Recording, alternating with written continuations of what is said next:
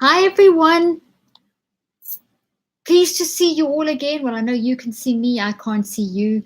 But I'm excited to continue our series with the Think and Eat Yourself books, Think and Eat Yourself Smart Book, and the online program that goes with it. 63 Days to Think and Eat Yourself Smart is the online that goes with the book that we're discussing. This week, we are discussing chapters 15, 16, and 17. I hope that you have been applying all these principles up till now. I hope that you've been super excited about the changes that are happening in your life and in terms of eating and thinking and how thinking is so important in eating. This is just such an incredibly important area that we need to address and deal with in our lives. So thank you for joining me again. I'm excited to be here again and continue sharing this with you. And today what I'm going to do to make this section easier for you is I'm actually going to work from a slideshow. You won't see the slides, but if you see me glancing away or lifting up my computer, then you know that I'm looking at a slide to keep me on track, because these chapters that we are dealing with this week, chapters 15, 16, and 17, are very full chapters. There's a lot of information in them. If you have a look at chapter 15 is on page, I'm getting there now, page 144, chapter 15 on page 144. We are dealing in chapter 15. I'm going to be talking about the concept of epigenetics. So I'm going to give you an overview, and then I'm going to zoom into a couple of facts and some bits and pieces. Okay, and then in the chapter 16, I deal with protein. And I'm going to deal with the, also talk about fats, the truth about cholesterol, etc. And then chapter 17, I'm going to talk about sugar. Now, there is tons of information in these three. I won't cover all the information, and that's why you need to get the book. I mean, this is literally how much information we need to get through. So we're talking about epigenetics in chapter 15. I'm going to define it, explain it, and why it's important to know about it. We're going to talk about proteins, how they work, and the truth about fats. You're going to hear some really shocking stuff. And then we're going to talk a little bit about sugar. But I encourage you to dive in, seriously dive in, and really understand the information after you've heard this or work with this. Okay, I'm just going to now connect the chat. I see we're trying to connect chat. Okay, so some of you may not be able to, I don't see any chats coming through, so I think there's something wrong with the chat function. So hopefully you can still post your comments.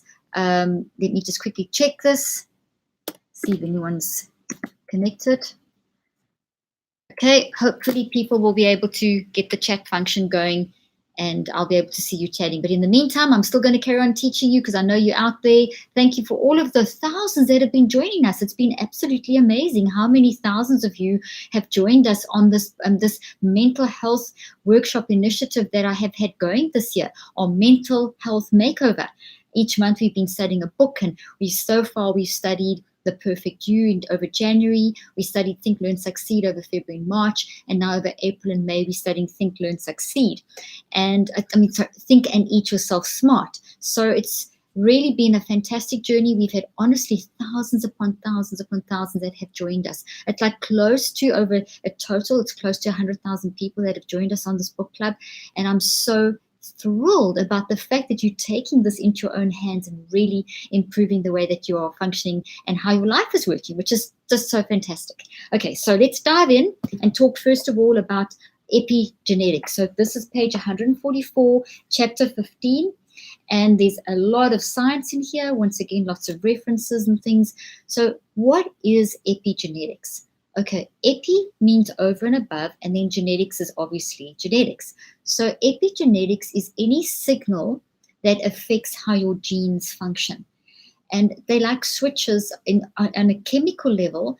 They are like little switches, chemical switches that sit on your genes that have to be switched on. Now, genes are not self-emergent, which means that genes can't switch themselves on. So these switches, like a light switch, don't switch themselves on. They have to be switched on. So how are they switched on? By some kind of signal. What are the signals? Well, the signals comprise, but the majority of the signal is your thinking and your feeling and your choosing, which we speak about a lot. That's my main field of specialities: mind, thinking, feeling, choosing. And the other The other signals, so that's the majority signal. It's about 80% of the signal that switches our genes on. The other part of the signal, the 20%, is what you eat and what you're putting into your body and onto your body. And that forms the two together, your thinking and then what you're eating and putting on your body forms 100% of the signal.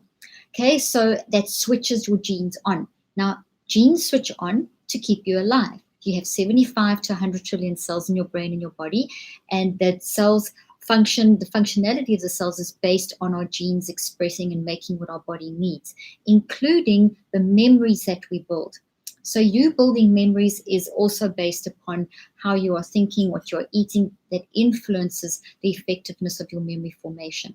Okay, so when we talk about epigenetics and related to food, we see that if we eat good food, this is the simple version, and then we'll dive into some details, that when we eat healthy food, which is real food, which we defined right at the beginning of the series, when we eat real healthy food, essentially what will happen is that we will activate the genetic switches in the correct way, and we will build health into our brain, into our bodies. And then toxic food like the modern American diet is going to damage that process, and it's going to distort the process. And not only are you going to have your brain and your body affected, but it also affects the next generations. So the way we eat affects the next 4 generations and further. So the way you are functioning now is affected by your parents eating, mother and father, not just mom, it's on the maternal and the paternal side. And it goes back to your grandparents and your great-grandparents and your great-great-grandparents. So there's a long-term effect of diet on functioning of our body, on our genes, and there's a long-term effect of our thoughts on our functioning of our brain and our body and our genetic expression, which is what keeps things going. So this is really significant. This is why I keep talking about think and eat yourself smart. We have to get our thinking and our eating under control, and these are related events. So epigenetics is therefore this thinking and what we eat and put into our bodies, which creates a signal in our brain and our body, which then enables us to be able to affect how our genes function. Okay, so that is essentially the big picture of what I cover in this chapter, in this particular chapter. Okay, we're still trying to get this chat function going. We haven't got it going yet, and hopefully it'll get working really soon. So just keep sending your chats. It'll eventually, I'll see them. At the moment, I'm not seeing them. Okay, so when we talk about epigenetics, there's a couple of things we just need to look at. And the one is that, that I cover in the book. And the one is that obviously you are born with your basic genetic code. And then you go into your environment. So whatever your environment is in terms of your home life, etc. So your nurturing. So there's first nature, which is your genetic code. You're all born with a basic genetic code. Then your nurturing, how you're brought up and what the food you eat, the environment you're in. That is the part of this epigenetic signal that influences how your genes function. And then the third thing is basically your I factor, and it's the biggest part. In other words, your choices, your mental action, your mindset is influencing your genetic expression. So epigenetics has got this nature, nurture, and I factor, all three of these components. So this external signal that makes us work, this epigenetic signal that makes us work, has got the nature, nurture, and I factor. And this epigenetic signal has got to do with our mind and our food. Why is it in this food book? Because you're learning about thinking and eating yourself smart. And I'm basically telling you in this chapter that what you think about and what you eat is going to influence how your body functions and how your mental health functions. We can't exclude those. They are totally related. And so epigenetics is something we need to pay attention to. In other words, we need to focus on our thinking, feeling, choosing, and we need to focus on what we are eating, because it's in creating the signals that are activating our genes and changing our genes. It's a little bit like when there's a virus in your body. If the virus enters in your body responds by creating antibodies. So that there's the signal is the virus, it enters into your body and your body responds. What is that response? It's a reaction to the signal of the virus. And what it does is it actually makes new proteins. So it's actually got to make new genes to make new proteins, which then make the antibodies that fight the virus. So there's a response. The signal is creating a genetic change inside of you. And that's what happens as well with food. So you're putting this food in your body. So your body actually changes it has to create a way of coping with it. So the genes are influenced in terms of how they express themselves. And if it's toxic food, this has a long-term effect. I'll give you a simple example. One of the sort of landmark studies in the field of epigenetics was done by a Randy Jertel, and he worked with these agouti mice. And agouti mice are these big fat yellow mice that are obese and they overeat, and they get a lot of illnesses and they die young. And this kept on passing. The offspring suffered the same situation. So what they did was Randy Jertel they fed the mothers of these the agouti mothers, the big fat yellow mice. They fed them a different diet. They changed their epigenetic signal. They changed the diet and they included a new factor into their diet that then switched that gene for obesity off. And so by changing the signal, they then changed the way that they actually changed the offspring, so that the offspring born to the mother whose diet was changed, which then changed the way that the genes functioned, then changed the output of the baby mice. So they weren't born overweight, and they didn't die younger from the illnesses. So the change in the mother's diet had a generational impact. So if this whole concept of epigenetics is to make us very aware that the signals that we are thinking and the signals that we are putting in our body via our diet are influencing our genetic expression, which is influencing us and future generations. So that's essentially the summary of this chapter. And there's a lot of very interesting studies that I put in here. And on page 151, I make a comment: your children are what you think. Okay, so our kids will do what we do, not what we say. Okay, so we really have to realize that what we are thinking about when it comes to our food choices, we are basically influencing our children. And that's what the section talks about. Our food choices are not the only epigenetic legacies we leave to our children. Another study found that the experiences of parents, even before conceiving, markedly influenced both the structure and function of the nervous system of subsequent generations. So in other words, the mindset that you are in as a parent before conceiving actually carries through to the next generations. So your mindset emotionally and what you're eating is carrying through to the next generations. Now, I want to stress that doesn't mean, oh gosh, I don't know what my mindset of my grandparents was, and what if they were crazy? Maybe that's why I'm crazy, and it's all their fault that I'm got mind issues. And no, it's not the situation, because what it means is that the influence of your past comes through, and it does influence how you function, but you can change. So you don't have to. It creates the precedent, or it creates a predisposition for you to potentially have problems with your weight issues or certain health issues or mind issues. But you can change that. Your body's constantly responding to new signals. So as you change your mind and as you change your diet, so you change the situation. And that's what I explained there as well. So we literally need to take responsibility for what we're doing in our own life now, because it's going to have generational impact. But not just think, oh my gosh, I can't control the past. To a certain extent, you actually can.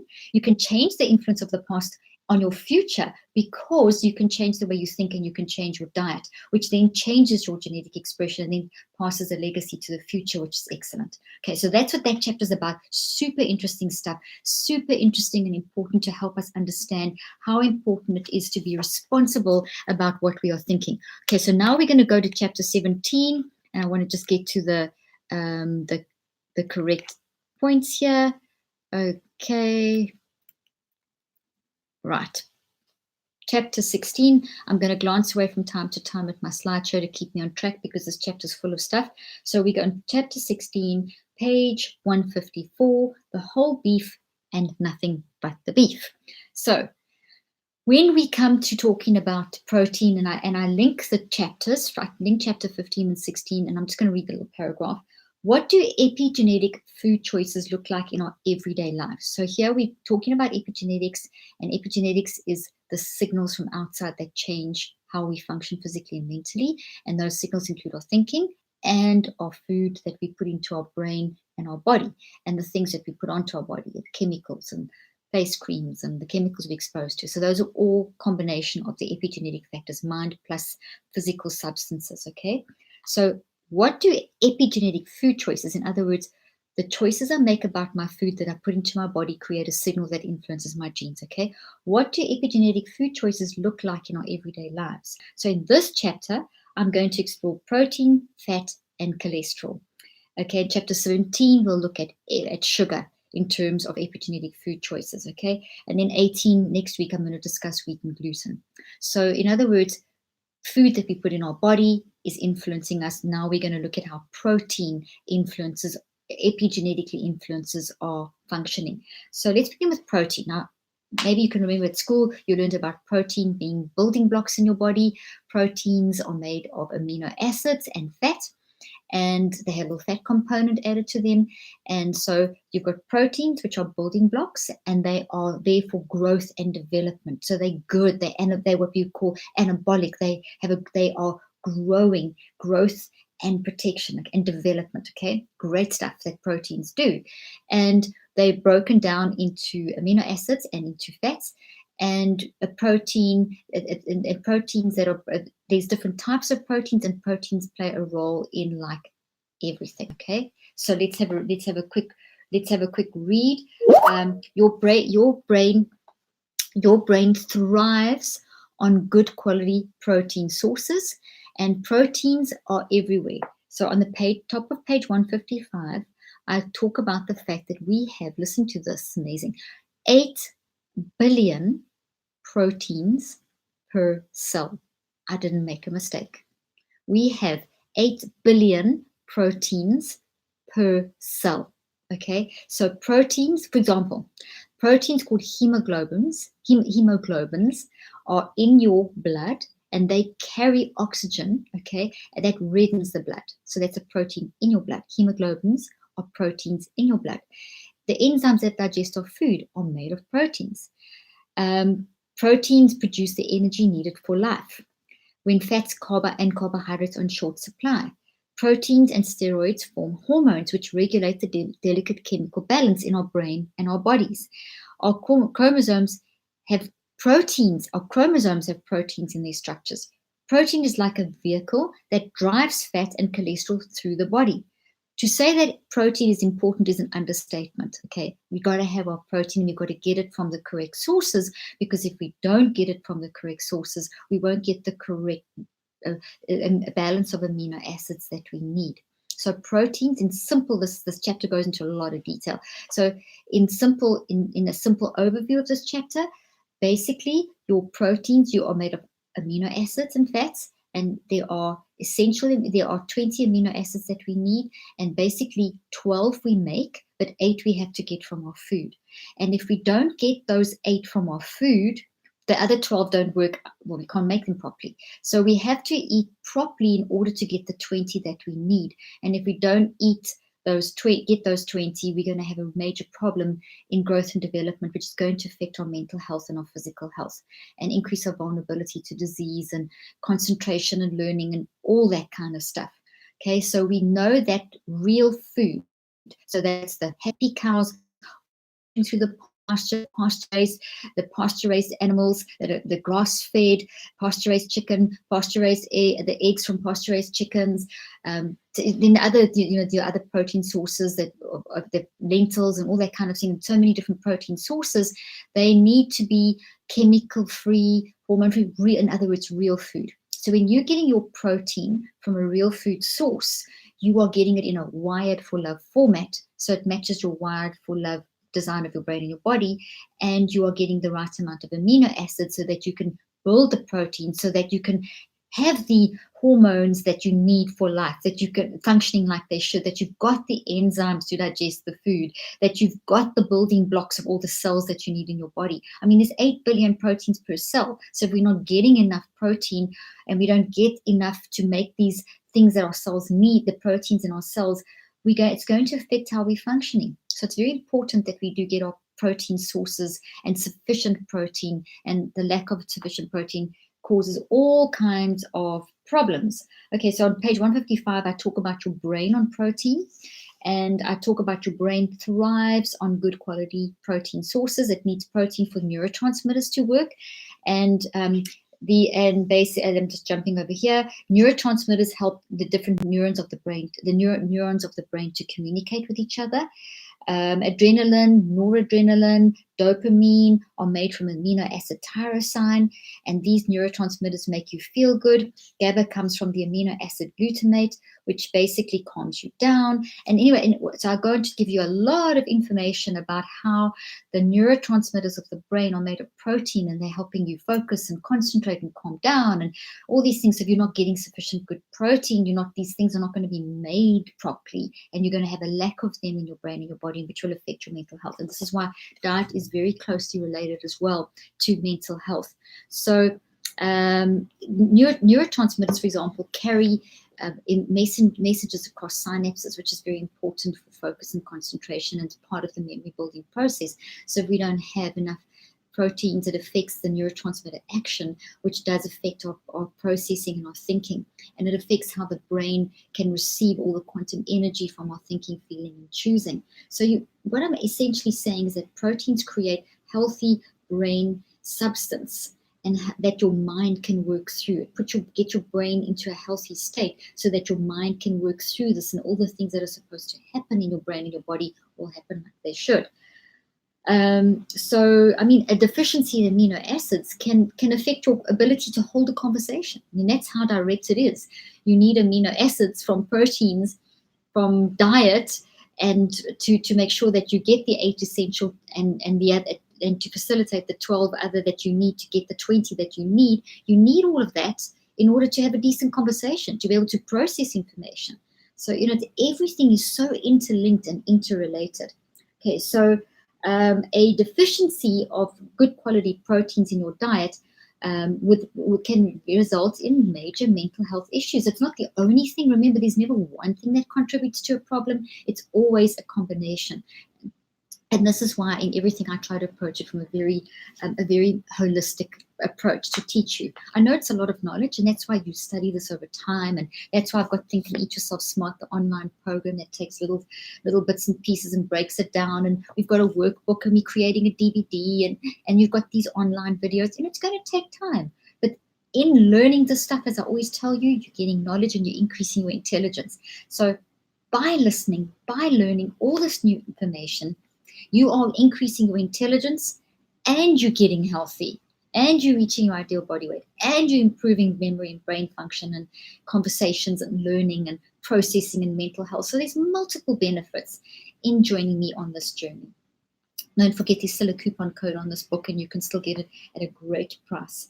Okay, so let me jump over a little bit now to a little bit more about, let's talk a little bit now about cholesterol and fat, which I also cover in this chapter, which is a huge thing. Okay, so now just very quickly, I just want to help you a little bit here. I've got a great slide here just in terms of proteins, fats, and cholesterol.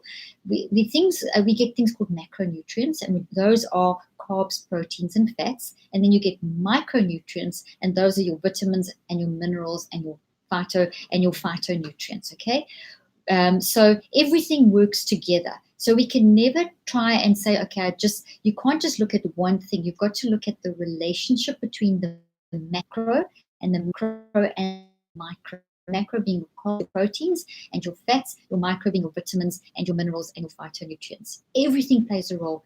Everything works together. So we've got to be very careful of being reductionist and taking one out and whatever.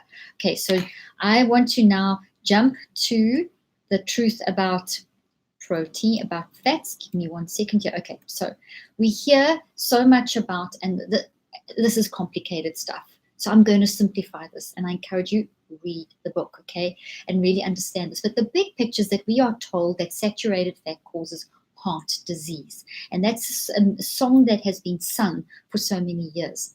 Unfortunately, it's not the correct message, and it's led to a lot of problems. And it's based on research that wasn't very solid.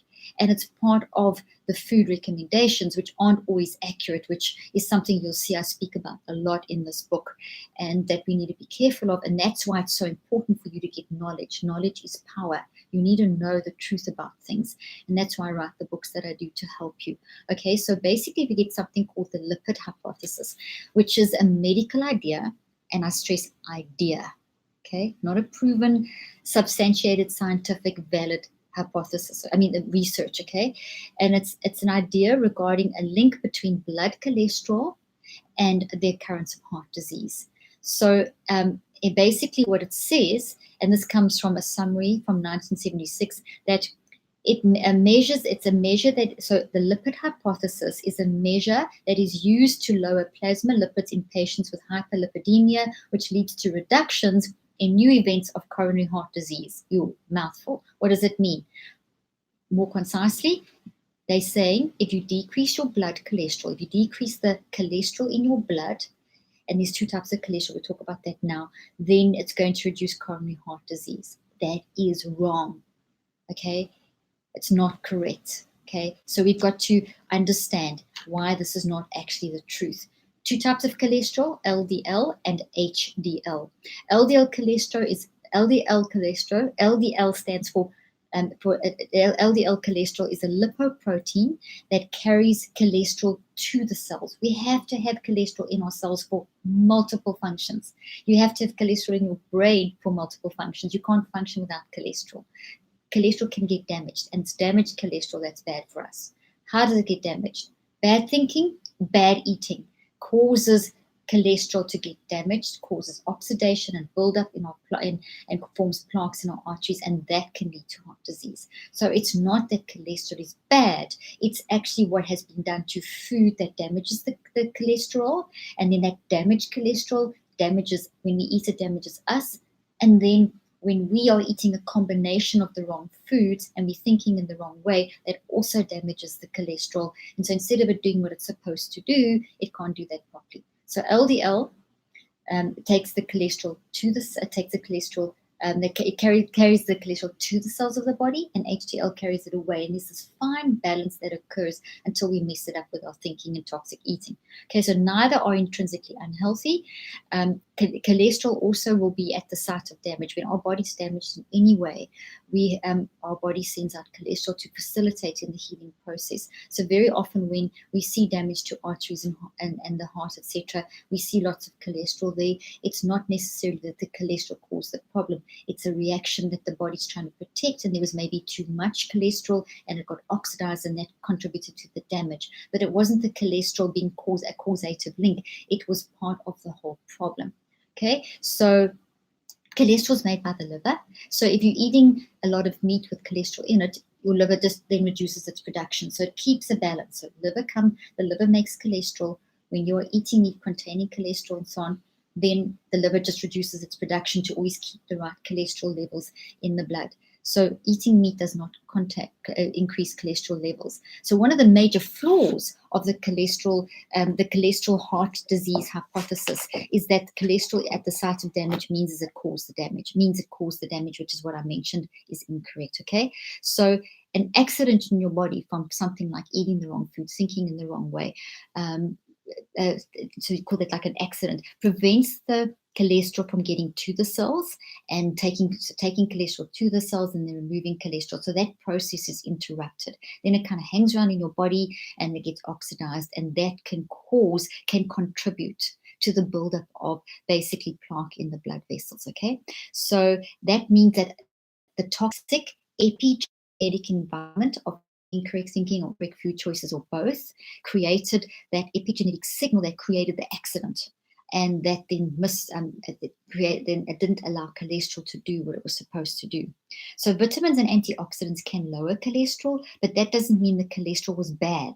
It means that it got bad, and you need to lower it. Okay, it just means that basically low levels of cholesterol are actually quite dangerous to the brain and to physical and mental health. I mean, they're very dangerous. So if you don't have enough cholesterol in your diet, it can cause mental health issues. It can cause cardiovascular disease. It can result in problems that can set you up for decreased cognitive performance, increased risk of cancer, unstable emotions and moods, lowered resistance to disease. Wow. Okay, so the brain is 2% of your body weight, but it requires 25% of the cholesterol. Your brain needs a lot of cholesterol to be able to build memory, to be able to function and do all the things that it does. The brain is a busy organ. The cholesterol is an essential nutrient of neurons and a building block of cell membranes. So if you don't have enough, you're missing an essential component of neurons. So when did it become such a bad thing? Well, they did the whole history. I've got it greatly laid out in the book. But essentially, Ansel Keys many years ago proposed what they call the heart diet hypothesis, and that is the following: that cholesterol in saturated fat, which is what you find in meat, okay, in the diet cause heart disease. So he's saying that if you eat meat, the saturated fat in that meat is going to make you get heart disease. So for years we've been told to eat low fat, but the process of creating low fat actually creates another whole unique problem. Okay, so that's wrong. And they did a whole bunch of studies. They did what they call cohort studies. They did in the 1950s, they did the 6-country analysis. And then they did a 7-country cohort analysis. And basically all these big studies were used for years to say that that saturated fat increases cholesterol, increases heart disease. But the problem is that the research wasn't properly presented or analyzed, and there was a whole lot of bias in the information. And essentially what happened was that if you look at the information correctly, which has been done, it shows that actually, if you drop the cholesterol levels in the diet, then you are going to increase heart disease, brain disease, and all those other terrible things. So the exact opposite is what it was really saying. But we've got to get that through. Now, there's lots and lots of people that have researched this, and brilliant people, and I've got them in my book, and I've got a lot of references supporting what I'm saying. And this message is slowly but surely getting through to the public that fat is good, it's not bad, but it's supposed to be the right kind of fat. So jumping forward, even the Framingham Heart Study, which is a very famous long cohort study that began in the mid-20th century to examine the causes of heart disease, does not support the diet that if you eat saturated fat, it's bad for you. It actually says saturated fat is good for you. Okay, so they found no link between the diet and between saturated fats and heart disease. Okay, so they were both wrong. So there's a lot of more research that's going on about that. We get different types of fat. We get saturated fat. Saturated fat comes from animals, coconut and palm oil. Monounsaturated fats comes from nut seeds, for example, and then polyunsaturated comes from nuts, seeds, and they have 2 double bonds. Okay, so there's a lot of information on the different types of fats in there. 60% of the brain is fat. The neurons and the cell membranes need fat. Okay, so fat's important stuff. So here's a key issue in this whole fat thing. If you increase your carbohydrates, which is breads, sugars, etc., the amount of saturated fat in the blood, that actually increases the amount of saturated fat in the blood, doesn't decrease it. So we've got to watch our carbs, okay? And we've got to watch the type of fat. So you get good fats and bad fats. So it's interesting, the research is showing that if you increase like sugar and the sugary foods from the modern American diet, that's when it causes all these accidents in the body where the good cholesterol becomes the bad cholesterol, and that increases the toxic effect of fats inside of the body affecting the heart. But it's not the actual good fat that's doing it. It's the modern American diet fat that is doing that. Okay, so there was a big move for a few years to replace saturated fats with polyunsaturated fats that have different numbers of bonds. I don't want to go into chemical stuff now.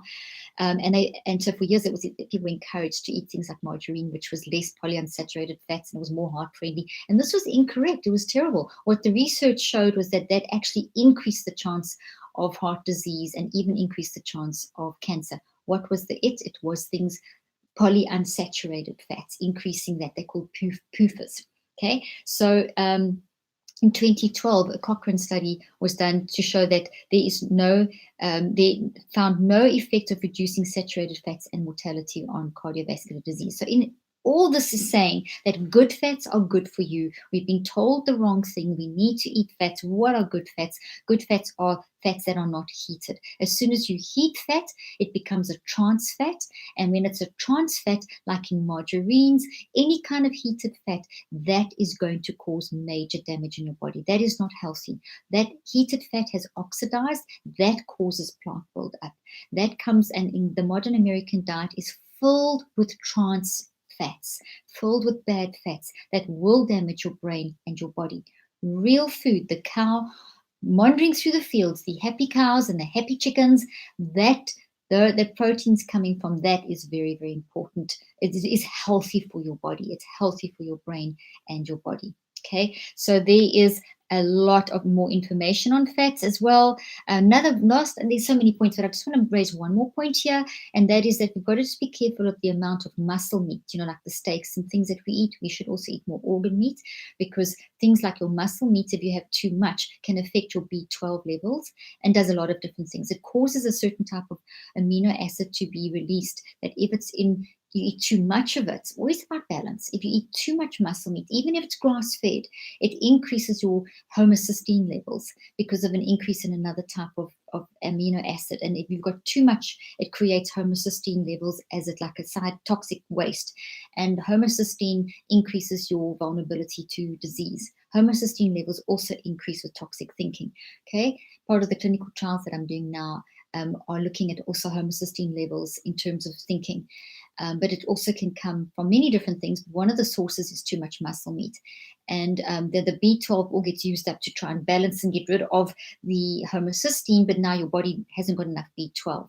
So I know this is a lot of information to take in. So essentially the thing to remember from this is that fat is good for you, and that is real fat from real food, not heated fats or trans fats from the modern American diet. You need fat for your brain and your mental health.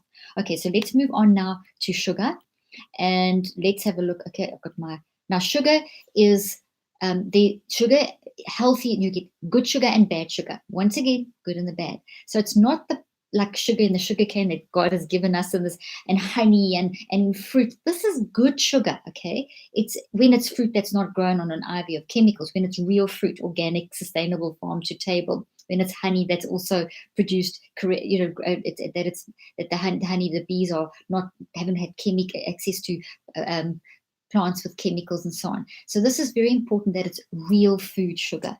Now, if you are eating that real food sugar, you're going to be satisfied a lot quicker. So here's an example. If you drink a soda that's huge, like, those big things of like a soda, and there's so much sugar in there, the equivalent of that sugar in terms of, let's say, an organic orange, you would have to eat like a really big bag, about 6 to 10 big organic oranges to get the same amount of sugar, except the sugar is good and the soda is bad sugar. To be able to compare just the amounts of sugar in the two. So one soda is the equivalent of about 6 to 10 large organic oranges, okay? And it's very easy to glug down that soda. You watch people glug down those sodas. I mean, it's horrific when you see these giant sodas and they're glugging it down. I'm talking about a soda around about that size, okay? But it's impossible. It's virtually impossible to eat 10 giant oranges at the same rate as which you could drink the soda. So the point here that I'm making is that bad sugars confuse your brain. They create toxic patterns in your brain. Weird. They attack the pleasure circuits in your brain that help you enjoy food. Your whole esophagus is lined with taste buds to help you enjoy the taste of food, including healthy sugars. Okay, and those get hijacked when you eat junk food like sodas from the modern American diet. And then you also they mess up your hormones, so you don't know when you are full and hungry, and there's complete mess with all the various different hormones like leptin and ghrelin, and there's a whole balance going on in your body that gets very disturbed by the modern American diet. So you eat too much, you have another soda and another soda. Meanwhile, you couldn't have done that with the oranges. So when you eat junk sugar, and junk modern American diet, you will eat too much. You don't know when to stop. But when you're eating real food, you get full quickly. So your body recognizes it, and there's this good dynamic going on to tell you when you've had enough, because you become satisfied quicker. So it's very difficult to, example, eat a whole jar of honey, but it's very easy to consume that soda. So, or to consume a packet of like Oreos or something that's filled with bad sugar. And if you had to do the equivalent sugar thing like the orange, etc. So the modern American diet in terms of sugar messes up your decision making in your body about when to stop eating. So then the last, there's tons of millions of points I want to make here, but I'm going to make a few main points, and then you can pick it up in chapter 18 of this, of Think and Eat Yourself Smart. Essentially, sugar breaks down into glucose and fructose. Good sugar breaks down into good glucose and good fructose. Glucose will stimulate your appetite, and glucose will control your appetite, and fructose will stimulate your appetite. Once again, it's balance. So it's all about balance. So when we mess with that in the modern American diet, we mess with how sugar breaks down into the perfect balance between fructose and glucose. So things like high fructose corn syrup has removed the glucose component, and it's become this thing that just stimulates hunger, and it's 7 times more, the molecules are unbonded, so they have 7 times more packing power negatively in your body in terms of affecting how you function. So it's really not a joke, this, because this sugar crosses the blood-brain barrier, it goes in the brain, and it literally causes chewing gum blobs in the brain, because your brain fortunately has proteins that grab the sugar, and it makes like little chewing gum blobs, and those catch the sugar. Otherwise, you'd literally be brain dead. So we have all these counter functions inside of our brain and our body that help to combat the effects of toxic sugar. So before you think, oh, well, I'm okay, my brain will deal with it. No, over time, cumulatively, those little chewing gum blobs will turn into what we call AGEs. And those are very bad for your thinking and your focus and your mental health, and eventually will cause damage. And so there's a boomerang effect. The whole link between the gut brain I spoke about last week is going to negatively affect how you are processing that sugar. So negatively over time, going to damage the neurons. It's literally going to kill the neurons. You're going to have atrophy of brain material, which will affect your mental health. It will create feelings of anxiety, depression, etc. Remember all the symptoms, which are symptoms of an underlying issue. And those underlying issues are most of the time related to a toxic trauma that's undealt with, a toxic habit that's undealt with, and in addition, toxic eating. In this day and age, toxic eating is playing a massive role in mental health. And that's why we have to address it. And that's why eating is part of a mental health makeover. So sugar, so let's have there's so many things. Sugar is the modern American diet. Sugar, the sugar in the modern American diet is so addictive that it's actually more addictive, now listen to this, than cocaine. Okay, it's more addictive than heroin. So the way someone has to get off and go through withdrawal from heroin and cocaine, when people stop drinking sodas and stop eating the modern American diet, their body's going to go through a process of withdrawal.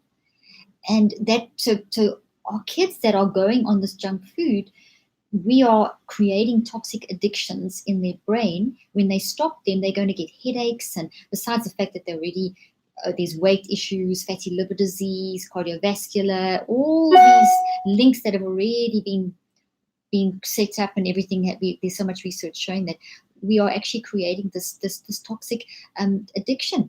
We've taken and distorted that in the brain, and that means that there's going to be a withdrawal. Remember, when you change your mind, you change your diet, you change your brain, you change your body. Healing can take place. Okay, so sugar causes, I'm just having a jump through here. I've got so many facts to share with you about this. Things that I mentioned about AGEs, those form when we have constant sugar going into our brain, toxic sugar, not from healthy sugar, because healthy sugar you'll eat the right amount, like fruits and in honey that are correctly grown, but incorrect ones, when the AGEs form, it builds inflammation, which increases oxidation, which is not a good thing, and free radical damage, which affects memory, concentration, learning, focus, attention, conversations, mental health, depression, anxiety, etc. So there's just, I mean, there is just so much fantastic information in here about the effects of sugar. We've pretty much run out of time. Been going for 45 minutes. It's been a long session. I am hoping that you are really excited about this and that you're really learning. Don't forget to get the online program with it. Get into your groups. 63 days to think and eat yourself smart. All the information in the book, it's online. It's on special. You can go to our web store. You can also look at the show notes and you'll see the link to go and find the book. If you haven't got it yet, get a group going, jump on anytime. You can pick up the previous sections, the previous YouTubes as you go, when you go to my YouTube channel. You'll also find, please have a look at our research link at the research that we're doing, drleafresearch.com. And our Switch app is almost about to be released, just another week or so away, and we will have that released as well, which will help you really get your mind under control and can be blended in with this Think and Eat Yourself Smart to help you. So thanks for joining me today. I look forward to seeing you next week. Bye, everyone.